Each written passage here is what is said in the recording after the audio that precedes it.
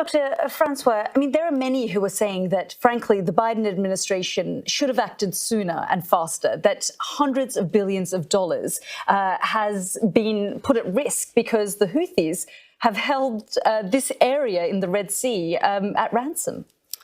Sorry, so just let me get this straight, Yalda. So we are bombing the poorest, one of the poorest countries in the world that has been under a humanitarian blockade. There has been famine. These people have been decimated, and we are bombing them because a couple of guys in dinghies in support for the Palestinians who are having a genocide committed against them. They're objecting to that, and we're bombing them. Come on now. I mean, this is just an insane world for us to even think. I'm so sorry your Amazon packages are delayed. I really am. Like, I wish mine came on time. But, you know, genocide, guys, genocide. There are 2 mothers a day dying in Gaza right now. It's 109 days into a conflict in which a humanitarian crisis has been declared to the world day in, day out. By the way, Dr.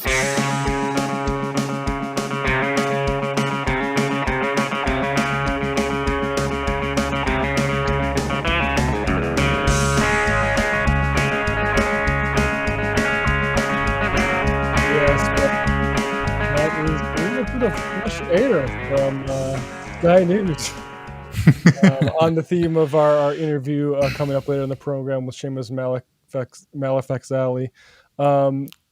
Malekafzali, sorry. And yeah, I don't know. I think that's pretty simple. And the sincerity of the Houthis, other people who think, well, actually, they're just doing this opportunistically. It's like, we'll take the opportunity away from them. Would be my advice, and we'll get into that with Séamus.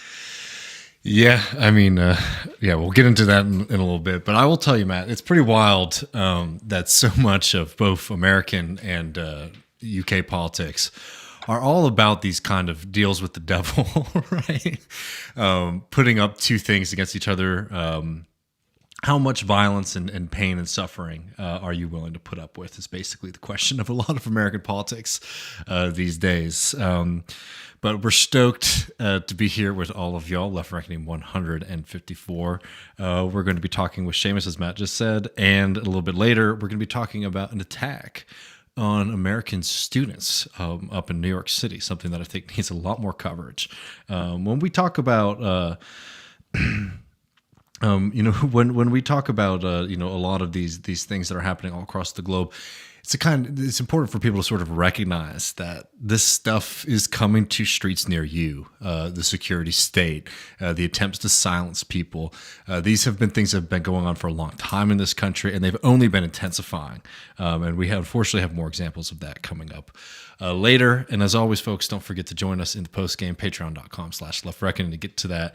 Matt and I have some fun things to take y'all down, as well as taking some calls and questions. But before we get there, Matt, should we get to our kind of optimistic story to start with? Yeah, I mean, this is the thing, especially with the way Shawn Fain has been performing as leader of the UAW. Like you say, electoral politics not great now. The sort of thing where if you were asked if you had it or would hit it, you should probably say had it. I think so. Just at least for the moment, I would just say, until maybe ethnic cleansing genocide stops. But go ahead, David. No, I mean, I want to be optimistic here. I just, as anybody who's trying to build some kind of counterblock to the centrist power of like the Democratic Party, right? We're just talking like progressive politics versus like centrist politics. I can't imagine a worse time for members of the squad and members of the progressive bloc to be deciding that this is the moment to start rallying behind Mr. Joe Biden. But luckily, we have a lot more movement directly outside of electoral politics, and that's with the union movement. And before we get into some of this exciting news I'm sure a lot of people have seen, I wanted to note one thing from Shawn Fain's speech to the UAW in Washington, D.C. over the weekend, and that is just why it is so damn important for the left, and particularly for socialists, to be involved in and working within the union movement, because not only is that where our power lies, it's also possible for us to achieve things like this here. You know, as I said last Monday, we celebrated Martin Luther King Day. And what Dr. King taught us is that the fight for economic and social justice is not bound by space or time. We don't stop our fight for justice at the workplace. We don't stop our fight for justice because it's not the right time. When and where there's a war, whether it's Vietnam or in Gaza, we call for peace.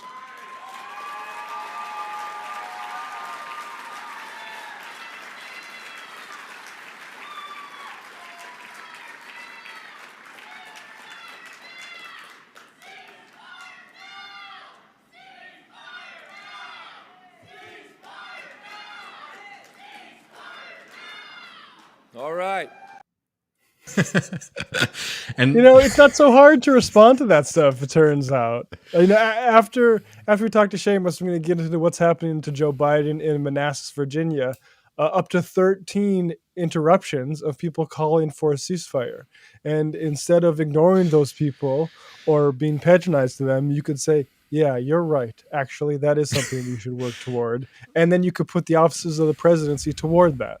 I mean, that's what I was going to say. It's like, man, it's a much nicer situation to be able to hear people calling for a ceasefire now and to be like, hell yeah, let's go. And not you're ruining this for me. Yeah. And not you being moved by your conscience to disrupt this event is fucking things up for me. Is a Like, problem for my politics, my political project here. Yeah, no. Luckily, that's not the case within the UAW today. And as we always note, let's remember that the reason that Shawn Fain is standing where he's standing today, and the reason that there was this victory, is not because of the individual will of one person, but because of a concerted effort for years to democratize the UAW, and then finding that commitment within the UAW to sustain itself in one of the most significant strikes we've seen in recent times, to reorganize that union, and now to do things like fighting for the working class as a whole and standing up for the people in Gaza. But I mean, let's get to this exciting thing. And this isn't news necessarily. This is something that has been announced and applied before. But Shawn Fain is very explicit about it. And I want to take a moment to sort of talk about why it's significant and what's important about it. And what we're going to talk about here is the general strike. And we'll play the Shawn Fain clip in just 1 second. But I just wanted to say something up top, because this is a kind of moment, I think, that the left has to sort of make a choice in this country. What kind of left do we want to be? There are already people who are writing kind of think pieces and things like that. Look, no judgment. It's interesting to investigate. But things about like the end of the millennial left, the end of this movement, right? We are seeing difficult moments where, for example, the budget struggle within the Democratic Socialists of America. A lot of people falling out of politics. Even though we've seen this mass mobilization around Palestine, the feeling that maybe mass politics isn't something that we're going to be doing anymore. And we'll have more on that later, but this is a moment I think that's very clear for the left in the United States, is to ask yourself the question is like, what kind of left do we want to be? Do we want to be a movement that looks towards ourselves, that's insular, that's engaged in sort of arguing with one another? Or do we want to be a movement that is very much looking outside, looking at doing the work of mass politics? And what we're seeing from the UAW, I think, is an example of a kind of counter strategy to some of the kind of more boring and tedious aspects of being on the left. So to bring all that up is to say, a general strike is something that has been brought up all the time by people online. And it's something that is typically done with a meme or a graphic or a hashtag, and not any of the kind of rootedness in working class organizations, rootedness in reality, or commitment or capacity to actually follow through on it, right? It's a dream, it's an aspiration. And rather than actually a strong claim of working class power, it shows the kind of desperation and disorganized nature of the American left. This is different. This is actually somebody in a position of influence and power talking about that. So let's play that, and we have a little bit more coming up here. But here is Shawn Fain laying out the call for a general strike.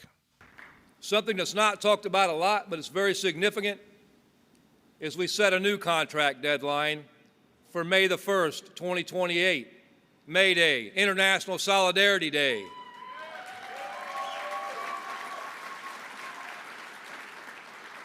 We did this for two reasons. I've always thought in my walk as a union rep that September was the worst time in the world to be going out on strike, because sales start lagging when we get into the winter months. May made a hell of a lot more sense. But it also made sense to do it in a unified approach. We got to get back to the days, we got to pay for our sins of the past. Back in 1980, when Reagan at the time fired the PATCO workers, everyone in this country should have stood up and walked the hell out.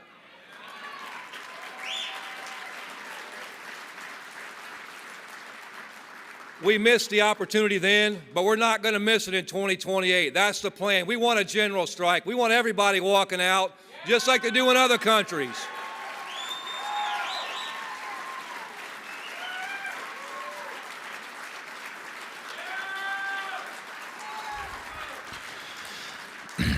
And that's huge right there. And for people who might not be as familiar, younger folks, when Reagan shut down the air traffic controllers, that was a fundamental moment, a fundamental shift in American capitalism, and signified a decline in labor organizing. Union density in this country, something that we're still dealing with the after effects today. So, not only is Shawn Fain talking about organizing the working class as a whole, taking this big step here, it's also sort of rooted in that historical struggle, which I find to be very, very inspiring. So let's just talk about this a little bit, because this is something that should really be getting you excited. If you are on the left, if you want to see change in this country, hearing the UAW putting forward an actual strategy for how to achieve something like a general strike, compared to the kind of calls out to the wind that we have heard in the past, right? When Donald Trump was elected, at other times in recent history, where people just sort of say, "Oh, we need a general strike. We need a general strike." Here is a union leader coming after a massive victory, actually laying out a kind of framework here that I think should be something that should really inspire folks and actually encourage people to get more and more involved, not less involved, in the labor struggle and in the labor movement. Now, he says there what we should be doing in the United States is following the example of other countries in going on general strike. And I wanted to talk about just two examples here, or 2 points here. One is, I think one of the most classic examples in the United States is France, right? France is sort of seen as this wild country. They always sort of joke whenever there's a general strike in France or massive strike in France. Oh, the French workers love to protest. They love to protest. One thing that I think a lot of people don't realize about France is union density in France is about the same as America's. They actually don't have the union density that you might expect them to have in the private sector to be able to pull this off. Well, why do the French do what they do? Part of it is certainly a kind of political culture in the way that the French unions engage in politics and with the working class as a whole. But two is because in the United States of America, the ruling class in this country was so afraid of the disruption and the power that comes from a general strike that they passed, as a part of the National Labor Relations Act, Section 8, which bars labor organizations from, quote, labor organizations are not allowed to use or support secondary boycott practices because Congress fears the instability it may cause to the economy and the effects on unaffiliated secondary parties, right? So in the United States, the ability to go on a solidarity strike, on a secondary strike, is illegal according to the National Labor Relations Act. Now, that's an important factor to note, certainly, and that's also why the UAW is doing what they're doing, right? Saying, hey, let's let our contracts expire at the same time, so we're all on strike at the same time, sort of get around that, right? So it just happens to, it just make the season when you want it, as opposed, to get around that law. Because as you say, like what's going on in Sweden with regards to Tesla, where Elon was unable for a while to get license plates to his folks because the postal union said, we're not going to deliver those. So now they have to do a special workaround. And it's also ginning up all the unions in the other countries. And really the main thing that capitalists like Elon have to do at that point is argue for politicians to come in and say that's not allowed because it's such, and that, which is what they have done here. No, totally. And I will just note this though, and I admire and I agree with the UAW strategy. I think it's a great way to build up the momentum around this. But I think, as most people who study this and understand labor politics in this country and also internationally know, that at a certain point you just need to have a fighting spirit. And all the things that the labor movement has won were illegal at one time or another, right? This isn't some kind of willy-nilly, charge the line call from some guy on the outside. It just is a fundamental reality that like there will have to be moments where people start pushing up against these kind of things. But what the UAW is calling for, I think, is correct. But it just is a sort of understanding that like we also just can't, as a rule anymore, accept, oh well, this rule says this, so we're not going to engage in certain kind of strategies. Now that comes with massive risks, and this is the big thing that I want to get out here is that one of the reasons that the call for a general strike was so frustrating for me in the past when people just sort of did it willy-nilly with no connection to the labor movement or anything like that, is that general strikes in the United States have been met with massive, violent crackdowns. In fact, in 2017, Alex Gorovich wrote a great piece in Jackman called "You Can't Fake It," where he lays out some of the historical examples of what's happened when we've had these mass strikes in this country. From the general strike in San Francisco of 1934, which, again, quoting from Gorovich's piece, developed out of a longshoreman strike, led to running battles with the police, National Guardsmen, setting up machine gun nests and tanks for strike suppression, and a number of deaths. We've talked on this program about the Battle of Blair Mountain, the St. Louis Commune, the Harlan County strikes. And as most people know, Martin Luther King was assassinated. What was he doing? What was he talking about at that time? He was encouraging people to organize the unorganized and encourage striking sanitation workers to escalate the strikes that they were on. It's not an accident that he was killed shortly after that. So when you call for something like a general strike, when you call for that kind of significant break and fight with capital, you are calling for people to put tremendous amounts of their lives, of their comfort, of their safety at risk. And you damn well better have some kind of plan, some kind of organization, or some kind of capacity to support people through that kind of thing. It's not just something that you just call for.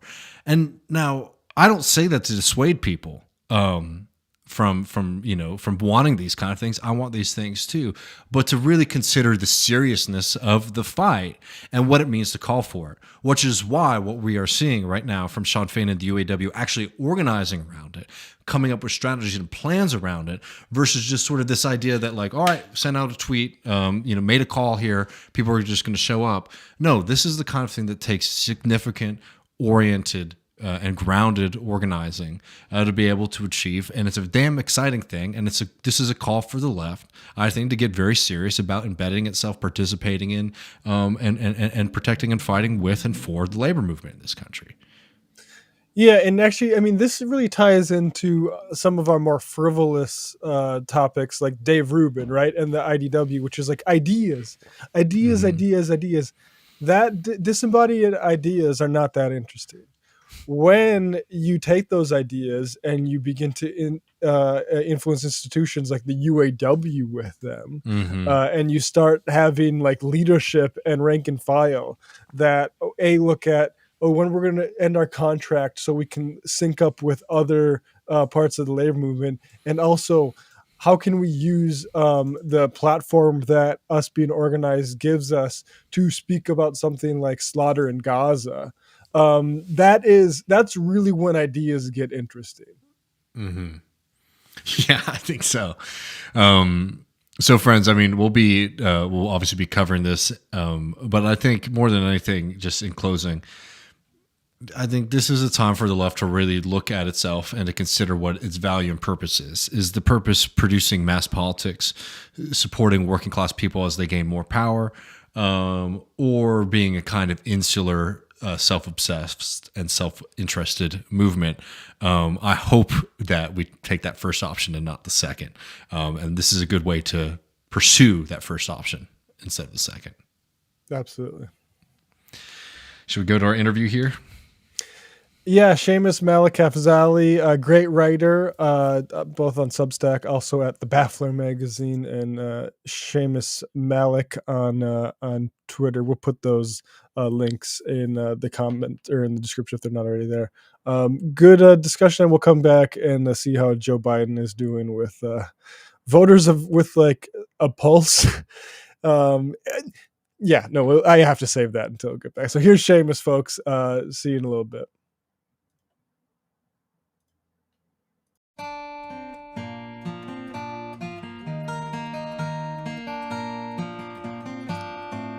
Welcome, Left Reckoners. I'm Matt Leck. With me, as always, David Griscom. Hello, David.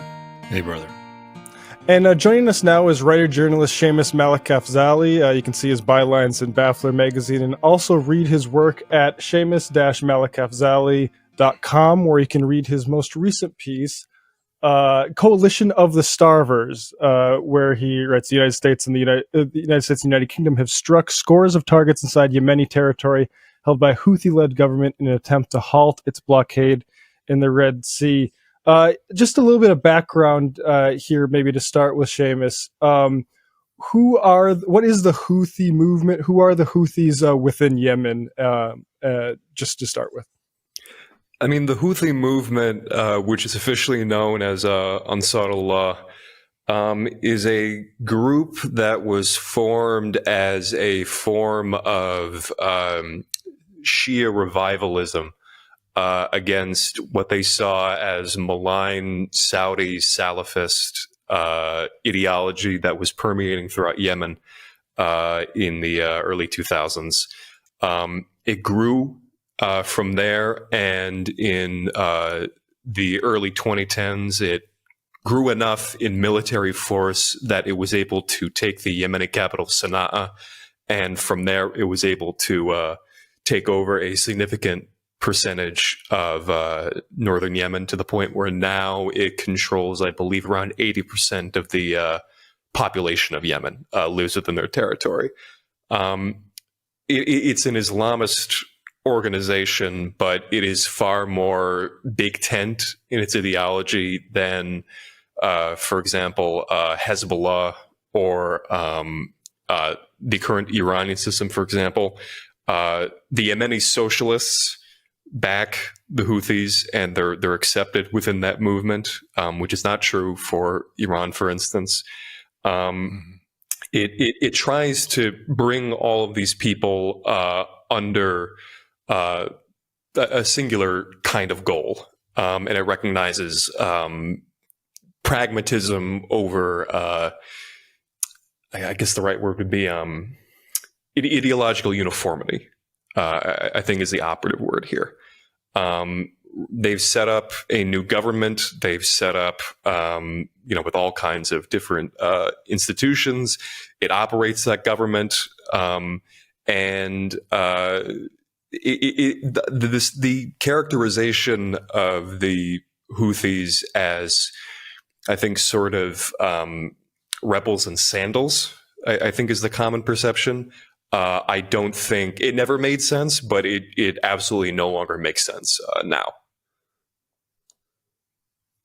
Yeah, and kind of in the state of their conflict with Saudi Arabia, which is, I think, where the Houthis came on most Americans' radar. Like, tell us about that conflict, maybe leading up to October 7th, and how that shows maybe the capabilities of the Houthi movement. Yeah, I mean, when they captured Sana'a,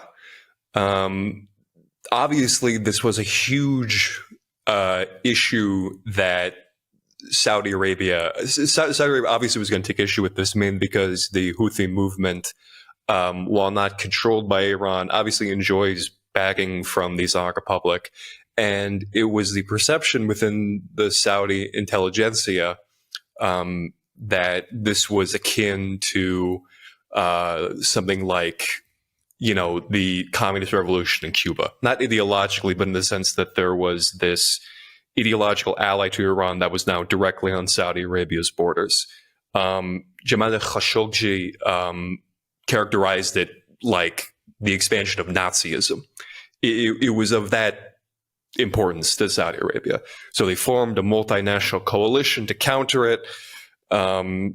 And then they embarked on a massive troop deployment, bombing campaign that lasted for years and years and years. It brought famine, it brought disease, it brought significant destruction to Yemen, which was already the poorest country in the Middle East, remained so. And out of that, Ansar Allah has emerged much more military powerful, much more coherent as a structure, much more capable, much more of a united front. It was a failure in pretty much every sense of the word, and it led to, as a result of the Iran-Saudi rapprochement that has been going on, it led to high-level meetings between the Houthis and the Saudi government in a way that would have been entirely incomprehensible, ununderstandable only a few years ago. Yeah, and the reduction that we get a lot in mainstream press is Iran backed. So that characterization, how do we adequately address that? I mean, Iran sends them, military, weapon blueprints. They send them support. They obviously enjoy. If we're talking about just at a base level, they enjoyed massive rhetorical support from the Iranian government. They see them as integral factions of the acts of resistance of that foreign policy bloc. But the characterization of being a proxy force implies that their opposition to Israel and their opposition to Saudi Arabia kind of moves and falls at the Iranian government's will. But at least in my mind, a proxy force would follow their parent government through anything, and I can't envision a scenario in which Iran gives up its opposition to Israel completely, or its antagonism toward the Gulf, so entirely as to become a satellite of the UAE or Saudi Arabia, and Ansar Allah follows in turn. It has its own goals, its own ideology, it has its own priorities that are very much in line with Iran, but are not tied to it, as a buoy would be. Yeah, and so now we can talk about the response to the assault on Gaza by Israel specifically. Just historicize, folks, the sort of warnings made by the Houthis and how this has sort of escalated. I mean, there has been a clear telegraphing by the Yemenis what they were going to do, how they were going to do it, what specifically it was in response to. I mean, in October 10th, I believe, they first established the red lines that would be passed. America and Israel went over those red lines. So about a few weeks later, they start firing missiles at Israel. Then they expand that and they say that if this continues, we're going to start targeting Israeli ships in the Red Sea. They start doing that. If this continues, we'll start targeting any ships heading to Israeli ports. And then the assault doesn't stop, so they keep doing that. At every single stage, they've announced what they're going to do. And yet, I mean, I understand why. The United States, the American media, has to not address this, because to do so would be to ask questions that they're not prepared to deal with. But it's strange when Gaza is not even brought up in these discussions, despite the fact that it is the only publicized reason as to why these things are happening. Are we familiar with Yahya Saree? He's the Houthis. He's the spokesman that does the Yemeni armed forces statements. He's really loud. He kind of yells these things. That's, I think, what people most know him for. In every single statement he makes, it is that he mentions Gaza as much as he is describing the actions that are being taken by Yemen. In every speech made by the leader of Ansar Allah, Gaza is the main topic of discussion and forms everything else. They're not hiding this from anybody. They're saying it very clearly in both Arabic and in English, and it's not an obfuscation by any means. No, I mean, I just wanted to like double down on that because like one thing about the Biden administration since the beginning of the bombing campaign in Gaza by Israel has been this just flat out denying of reality. And we've had statements from high ranking Biden administration officials saying like, oh, a ceasefire and ending to the bombing campaign in Gaza wouldn't stop what the Houthis are doing, which is it's just truly amazing. And I guess it's sort of just hoping that a lot of people have no conception or access to information outside of what is coming from the White House, frankly. No, I see those same things that you're seeing, and I just can't like. You say it makes you feel Houthis crazy. Sorry, stop. It's yeah.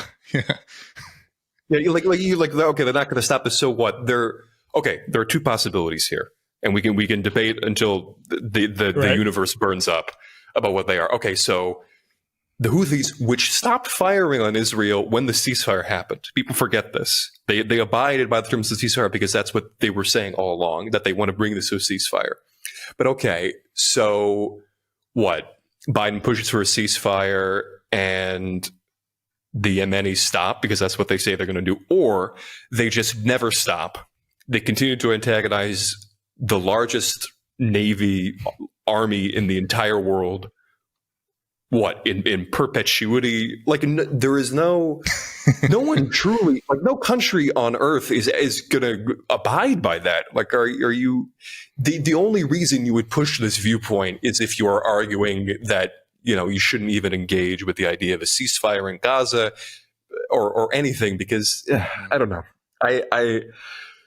We have to constantly engage with quote unquote seasoned Yemen observers who don't actually want to listen to what the Yemenis themselves are saying, because that would, I guess, jeopardize preconceived notions. Mm. Right. It's like you pressure Israel to stop this, and let's say you do that, and like you say, the Houthis just continue to challenge shipping in the Red Sea. Well, congratulations, you now have a great issue with which to build a global coalition against the Houthis. So, there you go.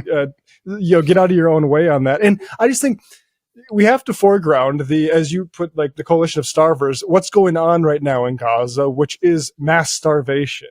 And you see people justifying executive power to bomb another country because prices might go up because of attacks on shipping, without recognizing any sort of like horrific irony with that. No, like the statement that Biden put out right after the first wave of airstrikes happened. The Washington Post reporter Evan Hill also noted this, that I think this is the first time in human history where delays in product shipping times were directly mentioned in a White House official statement for a military strike. Like 7 Yemeni soldiers in the armed forces were killed so that Biden would not have to deal with another supply chain crisis, because everybody was angry about that back in like 2021, 2022. It's an incredible amount of cynicism that I'm kind of in awe at how badly it's been bungled in this way, because they can't address what's at the heart of it, because that's too difficult. That raises too many questions about the fact that it's a bipartisan opinion that a ceasefire in Gaza is preferable to the current situation. So they can't talk about the fact that they want a ceasefire to happen, because then why are we bombing them if there's a solution that is being presented here? So either they don't address it, or in the UK's case, they talk about how, well, they mention Gaza, but then they say that Gaza is too far away. It's too far away for Yemen to be possibly concerned with. This is a separate issue. There are separate motivations that have to be addressed, and therefore these situations are distinct, and they don't need to be pressured in that way. I mean, there is an easy way out of this, right? There is a clear and present way out of this that we're still, 104 days on, we're still dilly-dallying it around as if nobody has thought of this or even considered it seriously. I don't understand it. So just really quick, and it's fine if you don't have to answer this because we didn't ask you this beforehand, but you mentioned some of the kind of voices in the media. You sort of speak for Yemeni voices or speak about Yemen a lot. How would you categorize like what that's been like in American media? Is it sort of similar to like how there's a lot of people get a lot of airtime in the U.S. to talk about Iran, and like basically what they want to do with Iran is for the United States to invade, and destroy the country. Is that the kind of case, or is it just not something that's being covered about, with those kind of voices in the U.S.? I actually did not hear the first half of your question. It bugged out. Oh, I'm sorry. I was just asking, when it comes to people who are speaking about Yemen and the Houthis right now, and maybe like American media, who sort of speak from some place of expertise, whether or not they might be from the region or they might be like quote unquote experts on it, is I was just wondering if you had any sense of like the quality of the discourse that we've been getting in American and English speaking media talking about this so far. I mean, from what I've seen, it's more level-headed than when they were talking about, where people are just braying about how we should invade Iran, how we should be prepared to do like these massive military strikes on this major regional player. I think people more or less get that straight up invading Yemen is not on the table on any planet. But you still see this idea primarily pushed by opinion writers, like Eli Lake, for example, when the Houthis, I think, were first starting to like really get on America's radar, he was talking about how we have to go in and we have to just bomb all of their facilities and their weapons factories and their missile launchers. Why aren't we doing that? As if no one has ever tried to do this before in the history of the world. There's not a sense that I could detect of trying to do something more severe than what was being tried before, but it's still this inanity of looking back at the past, Jesus Christ, 9 years since the fall of Sana'a, and thinking, okay, we'll do what the Saudis did, but we'll do it better this time. There's, again, there are different ways of going about this and solving this problem, but the United States and its backers in the media and its backers in the defense sector, they don't want to engage with them. I don't. Well, on that, just to put some clarity on it, could you sort of establish like the strikes that are coming from the Houthis, and sort of categorize, what these have been, and then the American response so far? The Houthis at the moment, they've been striking ships. I want to say about around like maybe 30 at this point. There have been 30 total attacks. These have not been strikes that have been meant to sink these ships. They're mainly just meant to cause damage and are only sent after multiple warnings have been issued. To my knowledge, the only ship that they seized was the first one that they ever attacked, which was the Galaxy Leader. And that was more or less just to make a point. There was no cargo on that ship, basically no cargo on that ship. Wasn't exactly well defended. And it was good propaganda in order for a Yemeni helicopter to drop down on a ship, and then fighters in Palestinian flag headbands come out and they seize the ship that has Israeli connections. No one has died. No one has been, to my knowledge, injured or shot during any one of these. In fact, actually, come to think of it, I think more U.S. soldiers might have died in this venture, because there was a case where 2 Navy SEALs are now missing because they tried to board what they say was a weapons shipment boat toward the Houthis. No, I mean these are not meant to. These attacks are meant to dissuade ships that have Israeli connections from going through the Red Sea. They're not meant to sink them. They're not meant to take all of the cargo. This is the problem with the characterization of this being piracy or explicitly meant to acquire wealth. Because if that were the case, they would attempt more ship seizures. They would specifically target ships that had a lot of cargo on them. And that is not what they've been doing, even though they possess the information that would allow them to make these decisions. You know, I have to ask, in our neck of the woods, I don't know if you saw, but Hassan Piker over at Twitch had a young 19-year-old Yemeni kid on, who's been on TikTok in one of these boats. I'm curious if you saw that and had a reaction to that.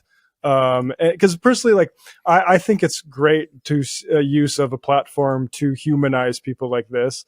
And then we can also get to maybe anti-Semitism and a discussion of how to historicize and understand that. But I'm curious if you saw that, Séamus, and what your reaction to that was. Sure, I did. I think the reaction to it was very interesting. It was obviously very centered around the fact that this guy's hot. And it's a hot guy going around this seized ship, and it humanizes the Yemenis. That they also have gorgeous-looking people.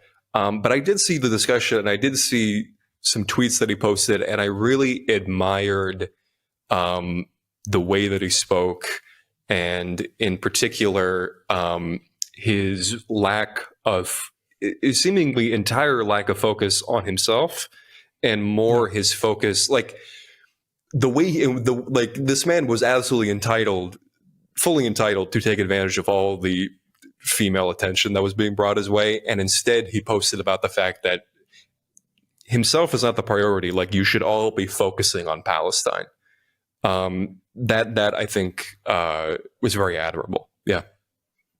Yeah, and so a lot of folks dug up some of his old social media stuff and found I think an Instagram post of him, and I think he says the word Jew. I don't know if it was son of a Jew or in a way. And you know, there's these in the Houthi movement. They also, I believe, have certain slogans or sayings that include anti-Semitic or what could be conveyed as anti-Semitic. I'm curious, like, you know, and I've also seen defenses like saying, oh, you could find Africans that were anti-French too. This is a product of a colonial structure. I'm curious how we should look at this anti-Semitism here and what relevance that has toward this. I think there are subtleties to it, but I would not fall into the trap of using explanations as justifications. Like the kind of the anti-Semitism here is informed by the anti-Zionism, whereas in the case of a Nazi or of a fascist, it would be the other way around, right? Like the anti-Semitism that is displayed here is not the way in which we would recognize it, in which there's discussion of Jewish DNA or people mixing with other races. That's really not it. But it's still a hatred of Jews that is defined by a almost complete lack of contact with Jews as a people. We in our daily lives encounter Jewish people of all sorts all the time. They don't. They primarily encounter Jews through the lens of Israel, which defines itself as a state of the Jews for the Jews, and defines its actions through serving the Jewish community. And when Arabs grow up and their experience of Judaism is defined by this, that's the opinion that sometimes forms. And I don't make this distinction, again, I don't make this distinction as justification, but I make it so that I emphasize that this is a viewpoint that can be changed, and I think is also, to some degree, is actually changing with some people. I'll take a top level example. Mohammed al-Bukhaiti, who is a Houthi spokesman, which many of you probably have seen on Twitter. He once at one point talked about how supporters of Yemen should not use anti-Semitic slurs because there are now anti-Zionist Jews who are allies in this movement, and we shouldn't try and alienate these people. The Yemeni kid that you were talking about, when the subject of anti-Zionist Jews is brought up, he fully said, like, anybody who is anti-Zionist is an ally of mine. I'm paraphrasing. With Palestinians, the late Rafa'at al-Arir, he grew up having the same sort of hatred of Jewish people, but as a citizen of Gaza. And he described in 2014, when he went to America for the first time, he met anti-Zionist Jews for the first time, and that completely opened his eyes, because he could never conceive of a possibility of there being Jews who were aligned with his cause. This is why I think the significant presence of anti-Zionist Jews, like in Palestine protests, is so important. It's brought anti-Zionist Jews to the forefront of Arab media and Iranian media in ways that I've never seen before. And when people are able to see that there are Jewish people who agree with their liberation and agree with their views on freedom, that is what changes people's opinions, and that's what makes them more nuanced. And I think that's a really good thing. Yeah, I mean, I'll just say, as somebody who I produce Majority Report, Sam Cedar's Jewish, to see comment sections when we have guests on talking about what's going on in Gaza, maybe putting it a little bit clumsily, but the thankfulness with which people express, just ability to see reality, because we talk about how maddening it is to hear our government. People have been seeing this for a long time, and yeah, I appreciate that point, because I do think that is a cause for maybe hope, as some of the most horrific scenes, at least since I've been doing this professionally, come in. David, is there anything else you wanted to add before we let Séamus go?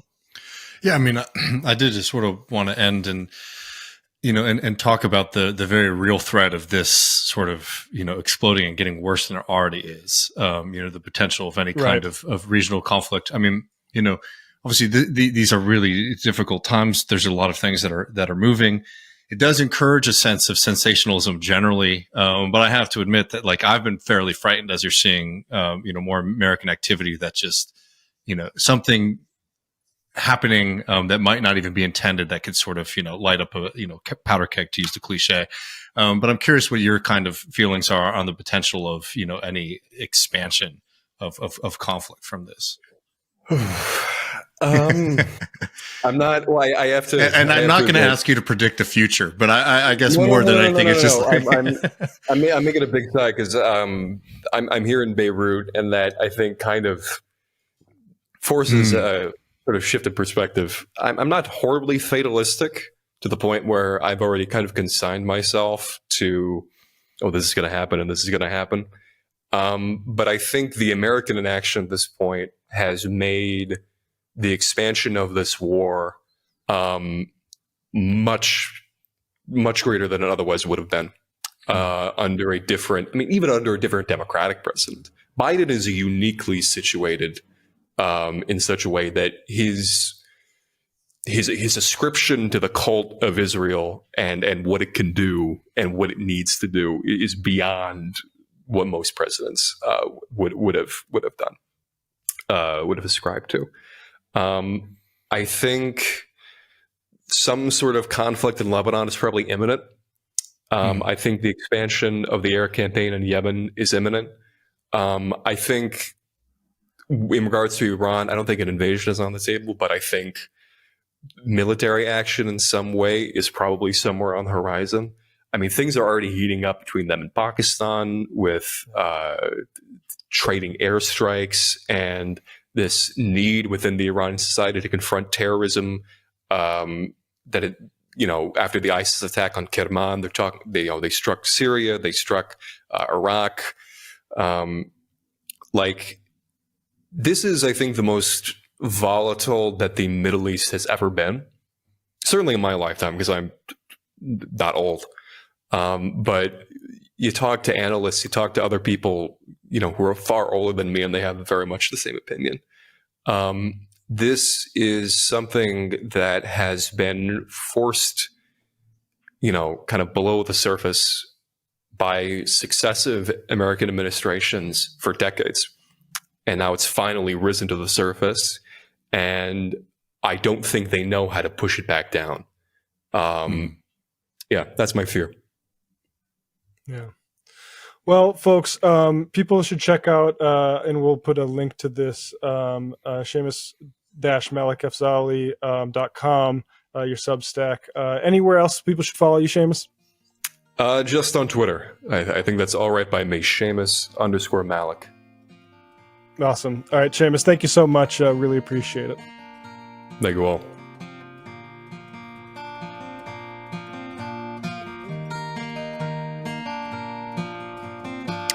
Yeah, I mean, folks, if you are still on Twitter and for some reason, like I am, you're a sicko, basically, and aren't following Seamus, fucking up. You're unmuted, David. No, I was just saying, very glad to have him on the program, and I agree completely. Also, is it just me, or did your lighting situation entirely had a vibe shift? I had a vibe shift. We're getting ready for the post game, Well, that's the thing is, see, I am very pro mood lighting. If I come into the office and either Sam or Emma or Bradley has turned on the overhead lighting, that's straight off. I can't overhead lighting. Am I being interrogated? I can't. Yeah. I can't handle overhead lighting. So that's a pretty normal one to be against. I feel like that is like one of those things where like some people can't hear certain pitches, right? It's also not being able to recognize that like super bright white light over your head is ugly as hell and miserable. There's a real deficiency if you can't recognize it. That's a big problem. See, I'm somewhat relieved to hear you say that, because I had been pathologizing myself for it, because I'd hear I'm listening to a podcast by a guy who's diagnosed with ADD at like 45, and now I'm like, oh shit. There are certain things that I'm like, oh yeah, I definitely. But one of the things they say is like, dark rooms are much better for focus and that sort of thing. And I wonder, is this another thing, just like my inability to keep my leg still, another sign that of some sort of attention deficit? Because I basically do, like, I like the Majority Report studio. I like it to be Sam and Emma lit up and me and Bradley in complete darkness. In the dark, just lit up by the monitors, basically. And that gets in the way of, we're eventually going to try to get us on camera more. And I'm just there, like, just lit up only by a giant blue monitor, Anyway. That's a little bit of a sideshow. Before we get too post-gamey, let's talk a little bit more about the Gaza situation and our president. How do you want to dig into this, David? Should we start with the question that liberals are having a tough time answering? Yeah, I think that makes sense. So this was posted by, I think it was like a Ukraine flag in the thing, which I do say there are plenty of people in our audience particularly who have both Palestinian and Ukrainian flags in. So I don't want to insult those people. There are Ukraine flag people with horrible politics, and one of those is like, well, why do we have to care about, or what do we say to this voter who is a little bit upset about what our president is supporting in Palestine? And here is this. I thought I had uploaded this, but I guess maybe I can't see it, so I'll play it from this here. 1 second.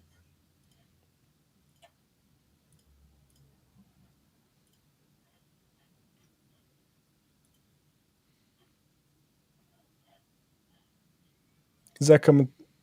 It's not playing if that's what you're trying to do. I can see No, it. yeah. Hold on 1 second. I need David. You just give me a second. I'm going to refresh here because I think I need to refresh before I see this video. All right.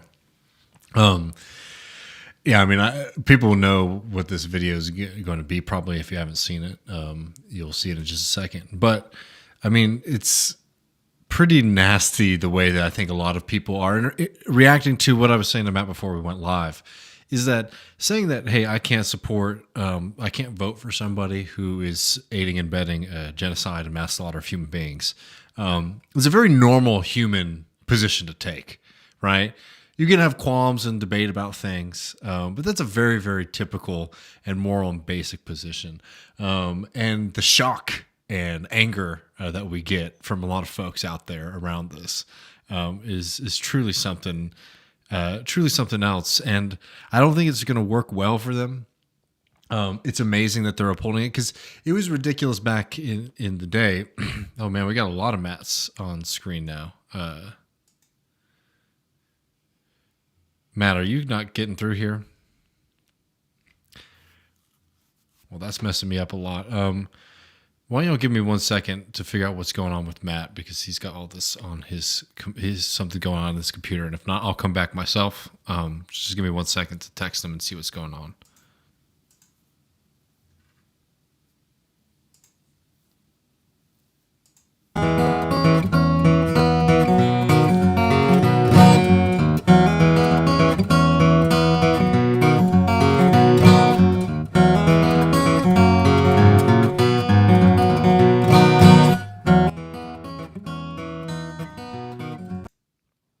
You there, Matt? Okay, there we go. I don't know. Yeah, I came back and I saw I was already here. That was a bit of a scary thing. I do have that video also. Here is the thing that people are having a tough time reacting to. Saba, you said reproductive rights are a huge factor for you, but that you probably won't vote for President Biden. I think it would be hypocritical of me to use reproductive rights as a way to justify voting for Biden when Biden is aiding and sending military aid to Israel, which is airstriking Gaza and blocking humanitarian aid, leading to women there who are pregnant, either getting C-sections without anesthesia, not being able to be provided with I mean, how much more does she need to say? Exactly, like put your money where your mouth is. This is the shift that the Democratic Party has gone on since I have been in adulthood. The Obama years, which was yes we can, and now Joe Biden, which is we know but. We know that, this is slaughter going on, but the answer is, okay, yeah, actually we're going to do what we can as a global power to stop that. And we're going to, they say restore Roe. I'm not super happy with that framing itself. I think that's kind of dead in the water, but okay, sure. That's what you say. But, if you're going to say, actually, don't believe your lying eyes, and Amnesty International, and, Medicine Sans Frontiers, don't believe all of those people. Believe Benjamin Netanyahu, and actually don't believe Benjamin Netanyahu because Joe Biden says what Benjamin Netanyahu keeps repeating about not wanting a Palestinian state at all. He's not actually saying that. This shit isn't going to work. And I don't know what kind of conversations that Democrats are having in, that make them think like maybe we'll be able to wait this out. There's this truism that has been said, like foreign policy doesn't matter. And it's true. People can't place shit on maps, whether they're just voters or streamers or whoever. They don't know where shit is on a map. But I remember why Obama beat Hillary. And I don't think it was just because he was cool. I think it was they had his position on Iraq. And like the Vietnam War, that played a pretty big thing. Like this is, and like I remember early in the thing, it's like, Bernie, what's Bernie doing that's justifying him undermining the calls for ceasefire by the international progressives? Is it some action on student loans? Because that's not even so. Even when you zoom in and say, actually, this would help people's lives in America to a significant level, and zoom in and say like, yeah, even the people who would disproportionately benefit, it'd be great. It's still fucking disgusting to have a party say, do that, take that, which hasn't been actually followed through on by the Biden administration, but even say it had. Take that while we continue to support what's going on in Palestine, in Gaza. It's disgusting. And yeah, like, how do you talk to them? You don't continue to help the bombing of Gaza and then think you can talk to people with a conscience. I mean, what I think is actually disgusting about this is how naked it is, right? So, like, for example, like there's an argument that you get from some kind of like, let's call them third worldist Maoists, like super online people who'll be like, oh, all Americans are sort of complicit in imperialism, you know, and basically like we don't support like higher wages or better lives for Americans because they're all sort of complicit in global imperialism. I find that to be a really nasty anti-human argument, right? Especially because like, normal people don't make decisions like that. Normal people aren't the ones calling the shots, right? So I've always rejected and found that to be a false argument. But literally what we're hearing and seeing right now is people saying, hey, who do you want, or will you support Joe Biden in the upcoming election? People are saying, hey, I can't vote for somebody who is doing what they are doing in Gaza.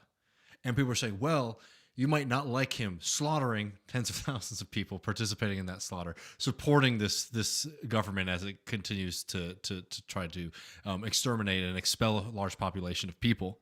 You might not like that, but do you want these kind of rights at home? Do you want these kind of social rights? Do you want student loan forgiveness, all this kind of stuff? I mean, what a nasty deal to sit there and actually put on the table. And I don't think people realize what it is what they're saying when they say shit like that. But when you were saying to somebody that, hey, you have to, you might not be happy with the genocide, but maybe just put that aside for a little bit and think about this. You're actually encouraging people to make a kind of moral calculus of how much genocide, how much slaughter will you accept over here for maybe a good thing or prevent something bad from happening over here, which is a disgusting, false choice. And I think that like to sit here and act like it's all going to be fine and dandy, right? That it's a good thing, for example, for the Democrats to not have any kind of political punishment. Because here's what will happen 5-10 years down the line, right? Yeah, no one's going to win anything from not supporting Joe Biden for president, right? That's a personal decision, and Matt and I have talked about that to the death, and I don't want to fucking get into it anymore, right? But I will tell you one thing.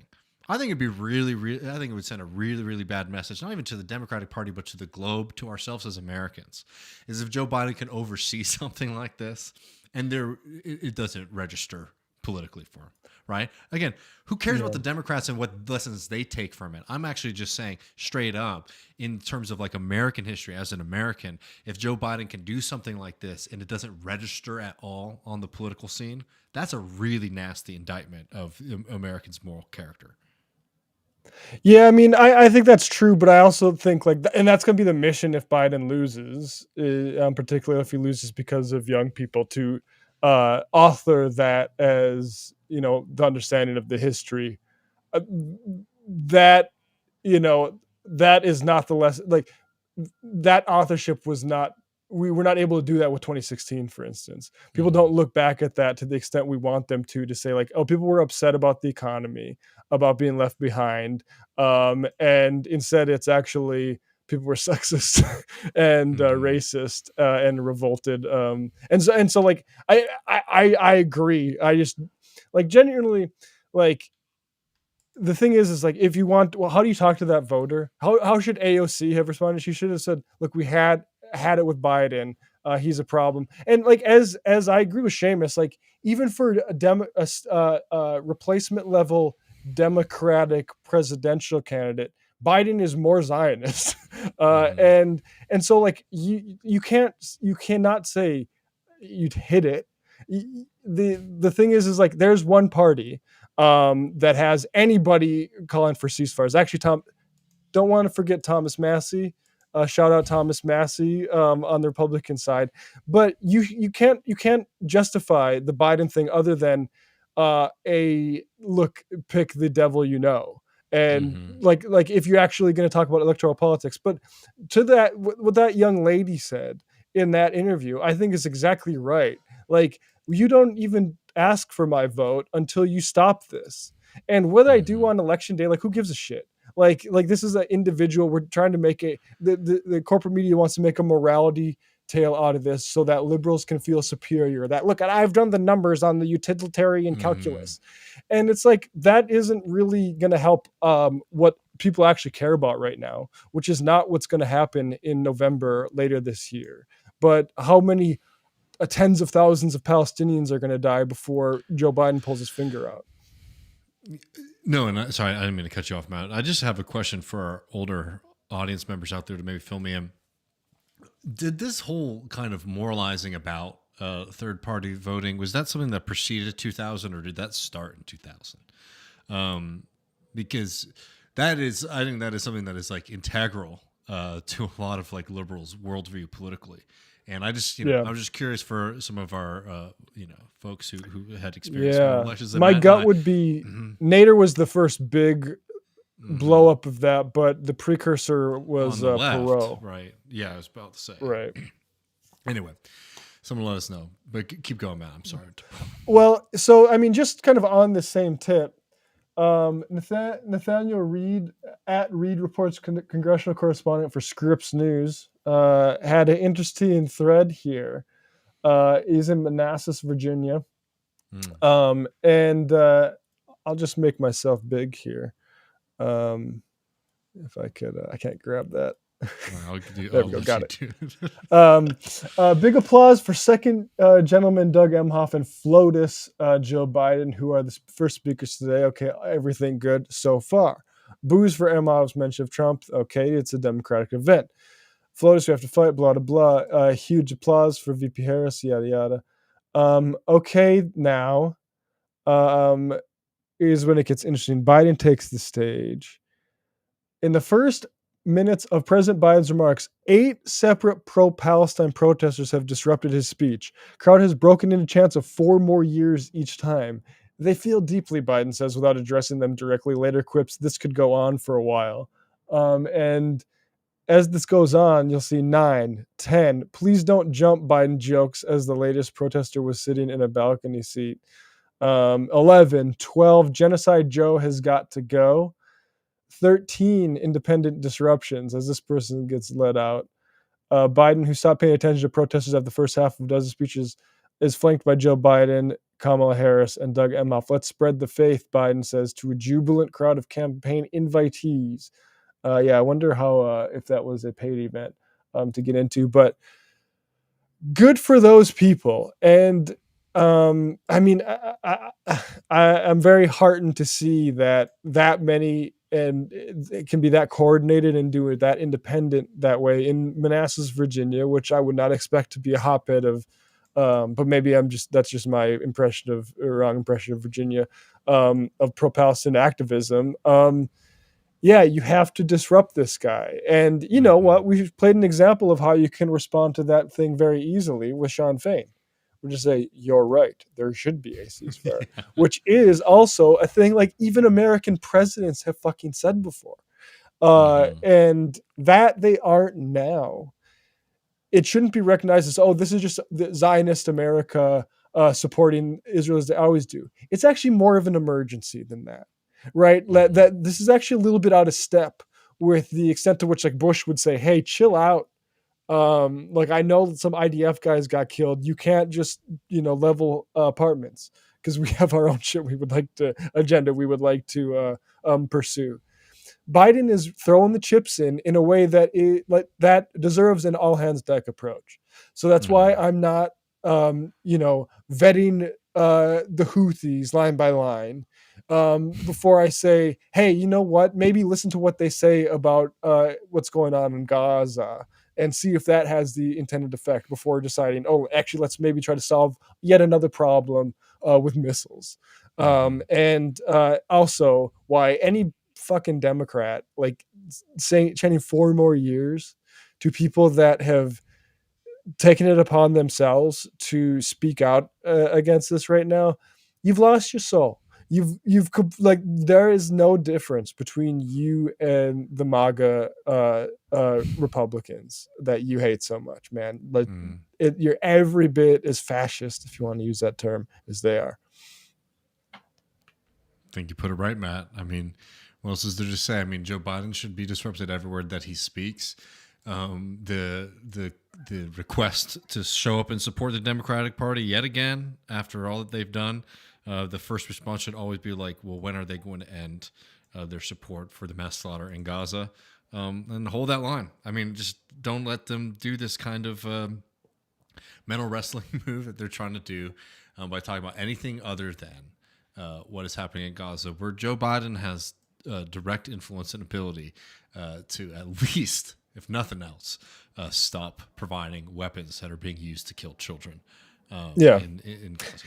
It's just interesting that to a Democratic Party that has the virtue of having held power for a significant portion of the last few decades, Israel, Palestine, and Israel's disproportionate just assault is just like, oh, there's nothing we can do. And to a little group in Yemen, that's a giant opportunity. It's just interesting how certain things can be opportunities to certain, and there's just nothing that can be done to the most powerful groups on earth. It's almost hard to believe. Mm-hmm. Well, folks, we're going to pop over to the post game, patreon.com/leftreckoning, to come hang out with us. We'll be taking some calls and questions from the audience. So come over there, support us. If you want that excellent hoodie or crew neck that Matt is wearing right there, the Fence Cutter sweatshirt, that does help us out a lot. And we're doing free shipping on all of our merch right now with the code RIDEON. You can get that at leftreckoning.com/store. Appreciate everybody for hanging out with us this evening. It's not over. Come join us in the post game. We'll be there in about 10-15 minutes. So see you soon. Peace.